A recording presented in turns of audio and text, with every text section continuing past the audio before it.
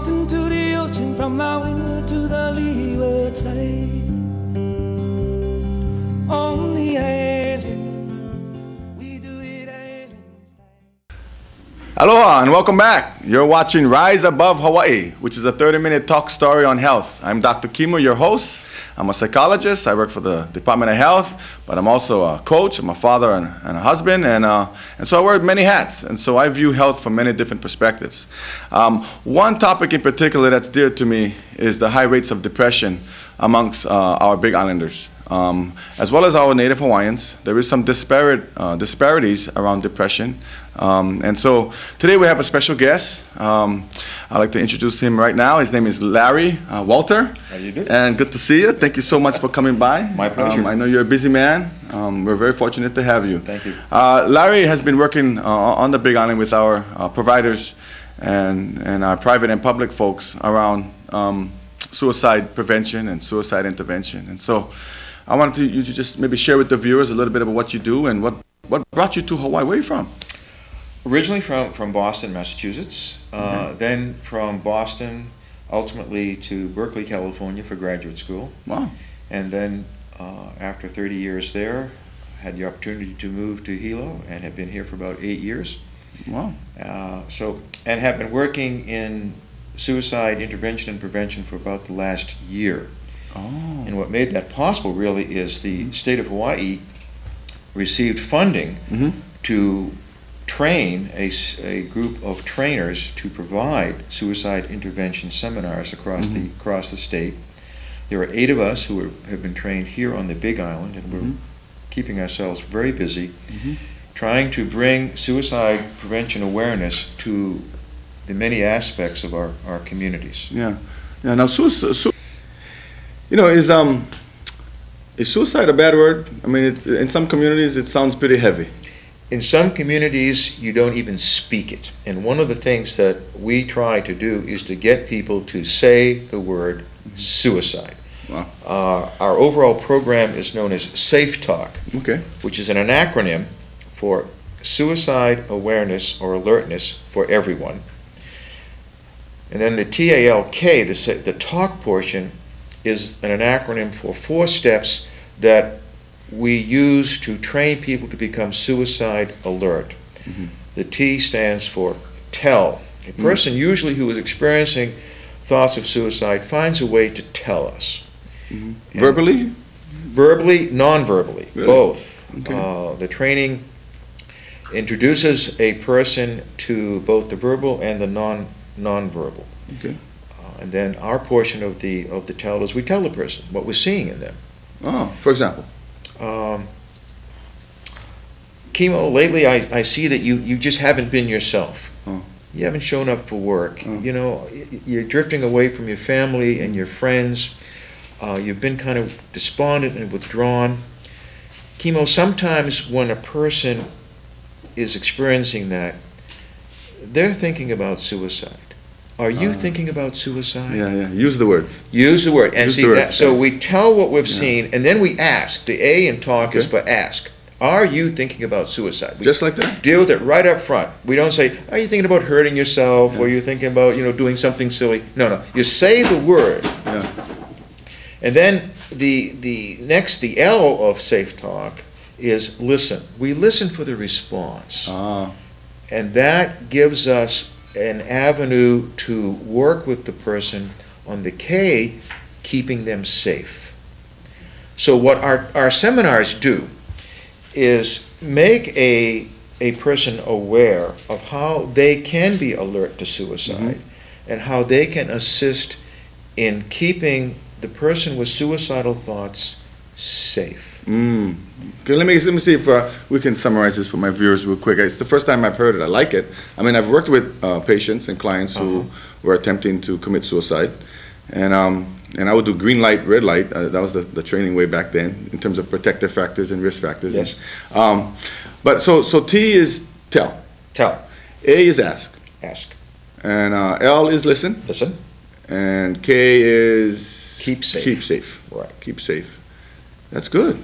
That's good. It works. It's a very workable program. When the person experiences the 3-hour seminar, Mhm. we believe very strongly that they leave there with the skills Mhm. to be what we call an alert helper. Okay. It's not their job to be the therapist. Right. It's not their job to be, the save all of the person with the thoughts of suicide. Right. It is their job to respond Yeah. and to then find the next level of connection to keep that person safe. Okay. Tell me this. So we got the safe. We got the talk part on the safe talk, Mhm. which is I guess an intervention, a training for interested providers, Yes. different segments of the population, people who work with people. Tell us about the SAFE part. Is that an acronym too? SAFE. Yeah, SAFE is Suicide Alertness for Everyone. SAFE. Gotcha. So the program is developed to be offered to people as young as 15 Mhm. and as old as elder care, because Wow. there's even suicide awareness needed in our elder care homes. Oh, definitely. So the goal is to make the population, Mhm. our target is the Big Island. Okay. We want to get as many people as we can trained to be suicide alert. Mhm. I think the program has two benefits, Chemo. Okay. The first is that it gives the person the basic skills to be suicide aware. Okay. And the other benefit that I think is that the person who has gone through the seminar, should their life take a turn for them where they're thinking about suicide, they will then have a better handle on what they can do to help themselves. So I see two benefits out of the program. That's great. That's great. Now, for our viewers who are unable, or maybe just parents who's unable to attend training, or what are some things that we could share with them if they signs in their own kids, or are there telltale signs? Yes, there are no qualities or categories of suicide. Suicide occurs across the board in our communities, young or old. We cannot say, a certain type of person is more prone to suicide. We cannot say that a person with certain characteristics are more prone to suicide. Suicide happens across the board. Young people, older people, educated, uneducated, professional, non-professional. It's just there. What our goal is to make a person aware of signs. When a person begins to tell us in various ways, nonverbal or even verbal, we can be able to have the courage to say to them, as I did with Chemo a few minutes ago, I see this is happening in your life. Sometimes when that is happening, the person is thinking about suicide. And then we ask the big question, are you thinking about suicide? And then we know which way to go. If the person says, oh, no, I'm not, great. You can still move them into a keep safe situation. And if they say, yeah, I really haven't think about it, then you say, this is serious. I'm listening. Let's talk about this. And then you move on to the keep safe portion. Mhm. So, there is no type of person who is more suicidal. It happens across the board. Right. The research has shown that suicides that are not as spontaneous as we may think. I see. Person just doesn't decide, I've had a bad day, I'm going to commit suicide. Usually it is something that they have been thinking about. It is a thought process, an emotional process that grows. And during that time, they are giving us signs. Yeah. And our goal is to pick up on them. Yeah, that's key. In my training, people talk about drafting up a contract. Yes. How is that part of the Safe Talk training, or in the keep safe aspect of it all? Is there contracts? Yes, in the keep I will safe, not kill myself. Sign. It can be in the keep safe portion. What happens is when the person with suicidal thoughts is put into the care of we call them a suicide first aid. Okay. person. Suicide first aid. Right. Okay. The person who has had a little bit more training And then the nature of a contract comes in, because the very first step in the Keep Safe process is we would encourage the person who has shared their suicidal thoughts with us to agree to the next level of care for themselves. They have to take a part. They have to. Yeah. We cannot make it happen. They That's right. they have to participate. So our invitation to them would be, I would say to you, I would say, Chemo, you've shared a lot with me. We've agreed that we need some help here. Would it be all right with you if we contacted someone that I know, who I trust, who can help you to keep safe? That would be the Right. type of contract. Then when that next level of care arrives, Yeah. then Like the therapist or the social the worker. therapist, the social worker, Yeah. doctor, nurse, hospital staff, Yeah. whatever, then the suicide alert helper turns to that person and says, Tom, this is Chemo. He has shared with me his thoughts of suicide. We know that that's important and serious, and Chemo has agreed that he needs to find a way to keep safe. And then I would step back, and then the next level of care would begin. Yeah, so you make that warm handoff, if It's you a will. warm handoff, and And you did your job. I mean, that's it. That's good. Yeah, That's we've good. done our job at that point, and then the caregiver steps in, and as I said, that can be a person, Yeah. a therapist such as yourself, right. EMT, Right. school counselor, whatever. So let's get this straight. So this is great. I really appreciate this, Larry. For our viewers, growing up, the taboos around suicide. I mean, you don't even say the word, right? In our families, people look depressed, and we say, "Oh, what's the matter with so and so? Or how come the kind acting real, down they lost their job, or they just broke up with the relationship, or if it's kids, or he didn't make the team, or parents are making too much pressure, and so kids, the weight, Yep. right? And so, but we didn't, in our own interventions, sometimes an auntie or an uncle would just have the natural skills. Yes. They would go in there and say, "Hey, boy, what's the matter? You look down. You're not the same like you used to be." "Oh yeah, uncle. What? You thinking of killing yourself? Oh no. Well, yeah. Huh? How you was gonna do that?" Yeah. "Well, I was thinking of hanging myself from that beam up there." Yeah. "Whoa. No, who else know this?" "Oh, nobody, only you, uncle." "You feel okay with uncle sharing this with, because this is important, boy. We love you." Yeah. That natural helper. That natural helper is very, very important. Yeah. Because it all boils down, as you know, to a level of trust Yeah. between the Yeah. person in need Yeah. and the person seeking to offer the help. If there's a trust there, wonderful things can happen. So Yeah. that's the goal. In fact, that was my response back when I was getting that training on the contract, because the professor was saying, you got to get this contract. It's very important. But I made the comment. I said, the contract is only as strong as the relationship. Yep. The stronger the relationship with the child or the adult and the person who's helping, the stronger the contract or the agreement, because the trust factor is huge. And so I really I like that those concepts, because there are cultural components too, I think. Yes. In helping in any profession. Yes. And suicide intervention is no exception.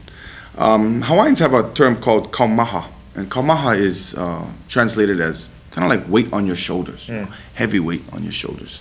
It's a form of depression. And in the Hawaiian community, suicide takes no prejudice, right? Ethnically, geographically. In fact, in the research that we have at Department of Health, Native Hawaiians have a high suicide rate from the ages 25 to 35.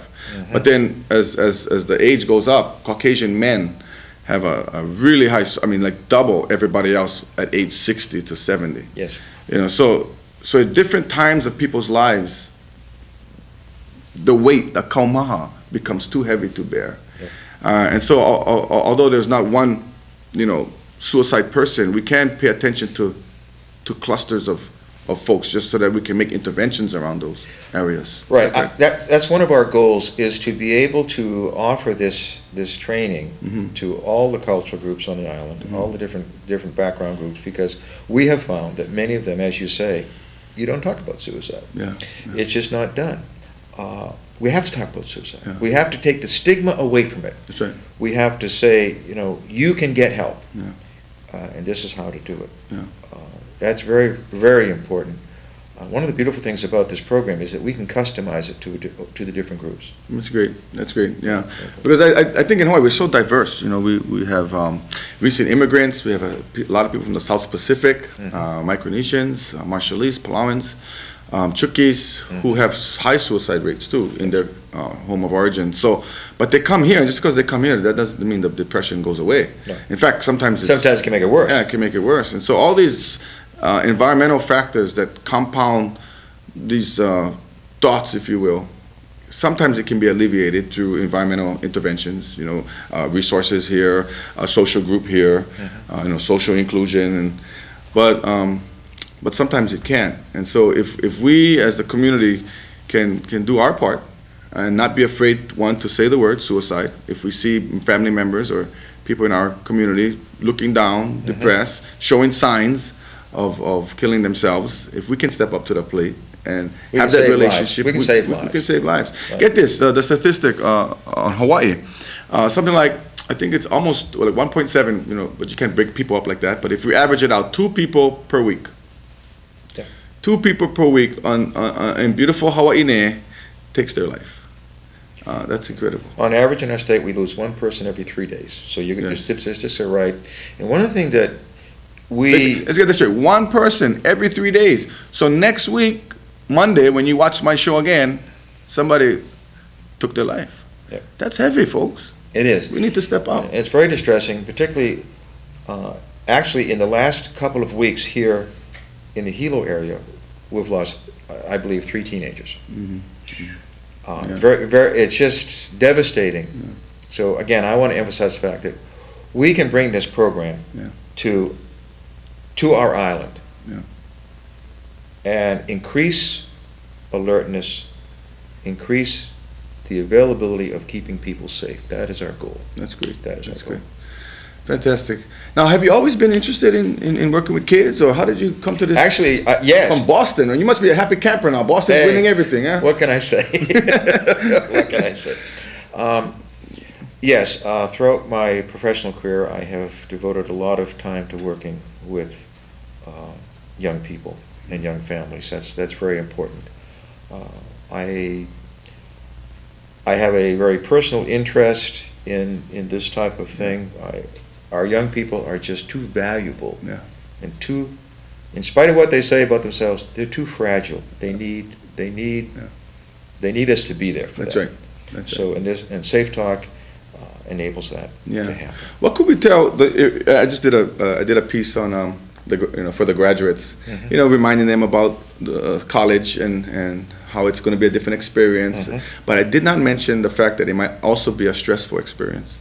And so what are some tips we could give, if graduates are watching who are leaving home for the first time? Yeah. They don't have that, they may making new friends. They may not have that social support, because we know one of the risk factors for suicide is no social support. Exactly. What are some things we could share with them in terms of keeping themselves safe? I think that one of the prime things to do in terms of keeping our young people safe, or keeping ourselves safe, is exactly as Kimo just said, have a network. Have a network of support. Have someone to whom you can turn to not only share the good times, but the bad times. I think we all have that memory of a best friend, someone who will listen to us and respond to us without a lot of judgment, without a lot of heavy advice giving, just someone that we can say, hey, this is how my life is going right now. So my encouragement, particularly to a young person, whether it be high school or college, is to know that you're a capable person. Bring your skills and abilities, your personality to what you're doing, to whatever your career or life choice might be. Share it with others who will be a support and a sounding board for you. And when times get tough, share them. Share them. Many of our families can be the most wonderful of our support networks. The concept, particularly here in the islands, of the ohana, the larger family. Marvelous, marvelous way for a person to feel a part of a community, a life, a dream. So I think, Kimo, Yeah. developing relationships are the most important thing. You can have all of the skills, you can have the best job in the world, you can have all the money you put in your pocket, Yeah. but if you don't have relationships, Yeah. you don't have it. Yeah. So Life is empty. Life is empty. life can be very empty. And it doesn't have to be many relationships. That one significant person you trust, that one person you care about, that cares about you, that one person that actually can listen. And so which is some advice I like to give to the parents and uncles and aunties, the coaches, the mentors, the supervisors at our summer fun programs. If there's a kid who wants to talk, who wants to share, just be there for them. Take the Hear time. them. Take the time. There's a quote, I'd like to share it again. It goes, "When I ask you to listen to me and you start giving advice, you have not done what I asked. When I ask you to listen to me and you begin telling me why I shouldn't feel that way, hey, you're trampling on my feelings. When I ask you to listen to me and you feel like you have to solve my problem, hey, you have failed me. Listen, all I ask is that you listen. Don't say or do. Advice is cheap. I can do for myself. I'm not helpless. But when I do feel what I feel, no matter how irrational or crazy it may sound, then I can quit trying to convince you and move forward to solve the problem. So please, hey, just listen." Just listen.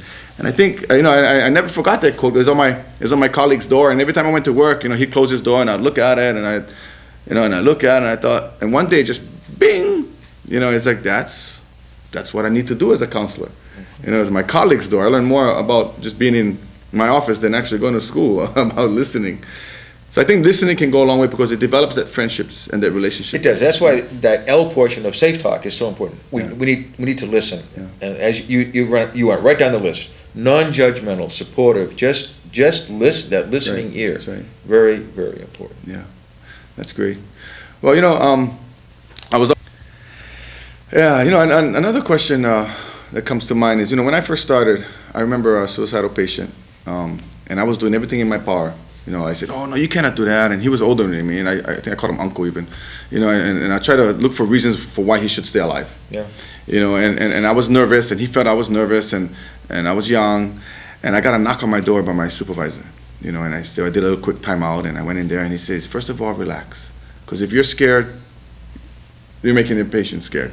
I said, "Yeah, but he wants to kill himself." Hey, and this guy was real free-spirited, 60s. He was, and he just had this idea of choice. He says, at the end of the day, everybody has choice, Yes. even the choice to live and the choice to die. Right. Well, so go in there, relax. You can even say, suicide's an option, but you have other options. You have many other options. Right. Is that too far? No, that actually Safe Talk touches on that because what our goal is to capture that part of the person that wants to find reasons to live. Uh-huh. See, they're struggling with the idea of dying, Right. and so what they're also doing is in talking with us, in telling us, in giving us what we call invitations to engage them in conversation, is that they're wanting reasons not to die. That's right. So by listening to them and moving them to a keep safe situation, our goal is to transition their thinking that they can live. We also include in our training the reality that even though we have done our best, we've given it our best shot, that person may decide to commit suicide anyway. Now, we will have our grief about that. We will be sad about that. But we have no control over that. Yeah. Suicide is a decision. And if a person has decided to take their own life, they just might go ahead. Yeah. So as part of our seminar, we talk about that. We say, what happens if after everything you've done, the person still kills himself? Yeah. So we have our personal grief about that. But we feel that we've done the best we can, and we've given them an opportunity. Yeah. It happens. It happens. It happens. Statistically, though, we've found that most people will transition away from the thoughts of suicide. Yeah. Yeah. Because the fact that they're engaging is an attempt to find reasons to live, actually. Exactly. Yeah, so because they say they're ambivalent all the way to the end. I mean, they're still not sure. Even if they say, you know, some kids will say, oh, I just want to kill myself already, you know. That's all indecision still. So. Yeah, particularly with the young people. Young people, it's a challenge because, regrettably, many of our young people have a mindset that life doesn't mean anything anymore. They Yeah. look around and they think, well, what's it worth? Why bother? The other thing that impacts is that young people will hear or see or know of other young people who have taken their own lives, and it becomes an option. Yeah. Well, talk a little bit about, we got about 5 minutes left. Talk about the copycat syndrome. There's some statistics on the tip. I read the book, The Tipping Point, and when Marilyn Monroe committed suicide through pills, the suicide rate jumped 12% because they made it public. They glamorized it a little A bit. celebrity gave permission. Yeah, and all of a Okay. sudden people thought that that's a great option, but there's no return, right? So is there a copycat syndrome? Do we have to, as providers, as helpers, do we have to be aware of how we talk about it, how we glamorize it, if you will? Or I think there is some sensitivity about that. One of the things that we do include in the training is that by talking about suicide, in other words, if you and I were talking about suicide, Yeah. and I said to you, you know, Kimo, you're exhibiting some things, and are you thinking about suicide? I'm not going to put the idea of suicide Right. in your head. Right. People are just not that gullible. Right, right. So, I don't have those. You don't have that much power. no, nobody does. Nobody does. On a broader scale, though, one of our concerns is that people may feel that suicide becomes an option because others of importance, reputation, Yeah. have committed Yeah, suicide. and that's where the copycat, if you will, syndrome Right. comes in. Right. They think it's a viable option, and it is, but not the best option, Not the best especially option. for a young kid who's Yeah, with future ahead of them. we are particularly concerned about the young people because when they are looking at options, just because of their experience level and their place in life, they may not able to see it all. That's So right. someone sitting there, you know, you talk about the uncle or the Yeah. auntie, someone making the response, they can intervene, and that's very important. Yeah, and that's important for our viewers to know because we are an island community, Yes. which basically translates to a family community. We care about everybody.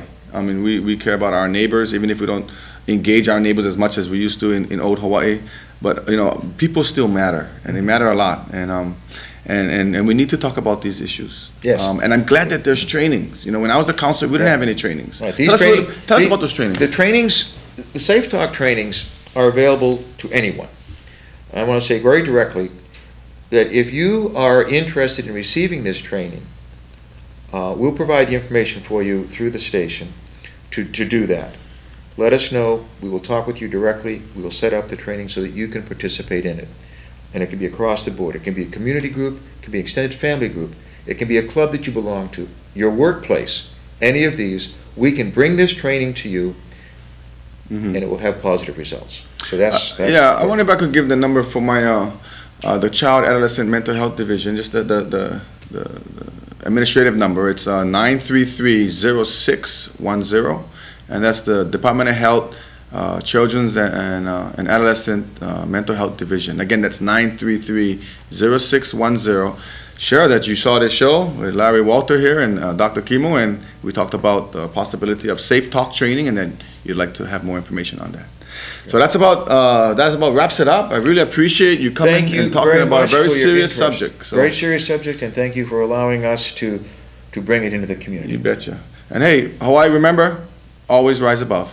Ahui ho!